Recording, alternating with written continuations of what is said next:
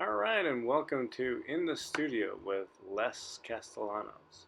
It's actually Castellanos, but if you can do either one, I'm happy. So this is a little still life that I've been doing with some of my garden tomatoes. I decided to garden this year, and so I have all these cherry tomatoes, and so I got to paint them, and then I eat them. So that's what you're looking at. With a couple of plums, and plums are tricky because they're blue, they're red. I don't know. It's a whole thing. And look, we have like 7 minutes, and I can't talk about like how to paint for 7 minutes. No, it's not true. I can talk about anything for like 7 minutes. 7 minutes is nothing. But uh, yeah, if you're gonna have to take one of the classes, but I will talk a little bit about the painting. Of course, that's the whole thing. And so you saw that I just put in some of the drawing, and now I'm adding the background. And what I do usually, I set up a background for like a series of paintings. And right now I'm working with this yellow, this burlap yellow that is delicious.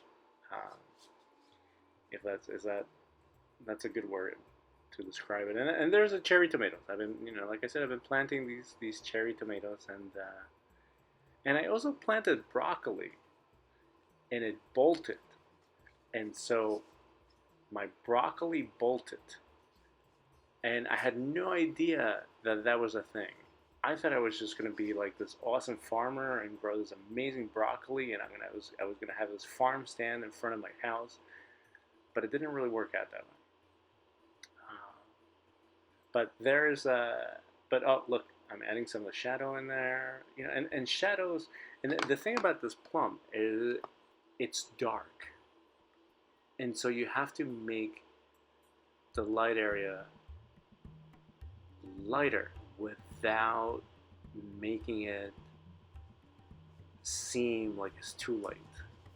Uh, and that's tricky. That's a tricky bit of painting that happens. And one of the things that I like to do is, and you can see it clearly in the tomatoes, um, on the cherry tomatoes, is once I'm done with the local color and I'm fleshing out the values, I add a little bit of cool to the outside of it, and you'll see it in a second. I add a little cool to turn the tomato. There's a highlight, and I crop the highlight. I love using my. I'm going way too fast. This is way too fast. um, oh, there's the. I'm gonna have to make more of these. It's been like I know it's been a long time since I've done any of these. It's been like years, and so many things have happened, so many changes, and I want to tell you everything, but and actually, these 7 minutes don't seem all that long anymore. Um, but so we're gonna have to do a couple more at least. So there's a little bit of the blue, a hint of the blue on the red, and that makes the object turn. And it's a little trick that you can do with tomatoes, or with objects in general. And as you can see, I'm doing kind of something similar with the plums, but by adding a little red, and that makes it turn, uh, makes it more volumetric. I don't. I think I made that up. I don't know if that's a word. Is that a word? That is a word. I've been given the thumbs up, not the hands down. The thumbs up. Yes, yes, the thumbs up. Uh, so yes. Uh, so this year I found that I'm not a great gardener, but I am getting there. As you can see from the tomatoes. And if I could plant a plum, I would, but I know as a tree. That I know. And it takes years. Some of these things take years to grow. I'm sure you knew that.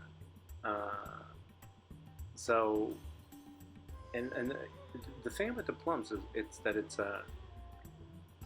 there's like a there's a gray there's a bluish gray tone to it, and there's a transparency in it, and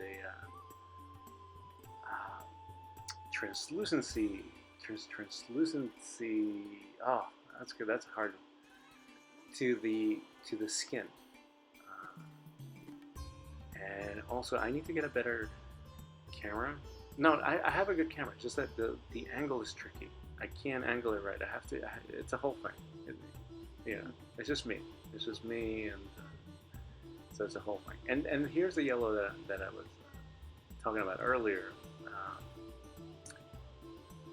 I really enjoy, changing the backgrounds. And this is a piece of burlap that I found at the reuse center, at the recycling center,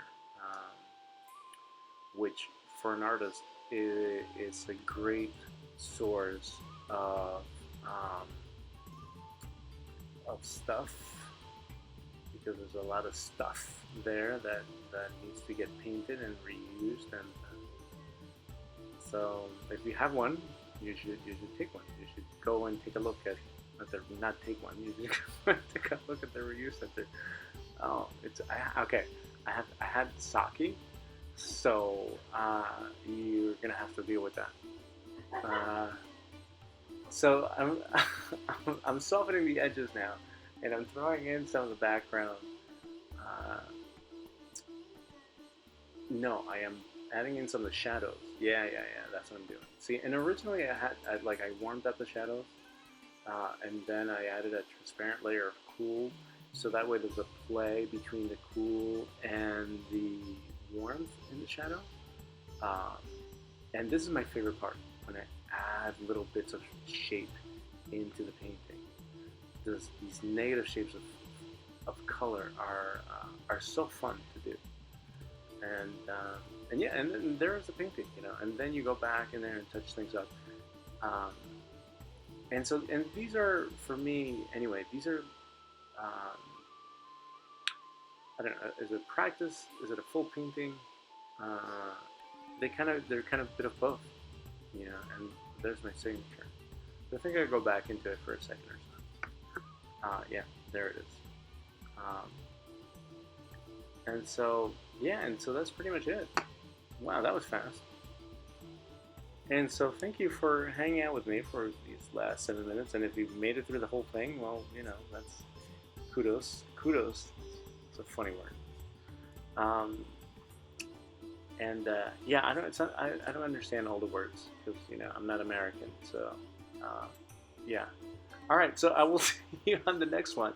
Thanks for watching, and check out my website. And if you like these paintings, you can buy them, or feel free to take a class. Check out the links. Thanks.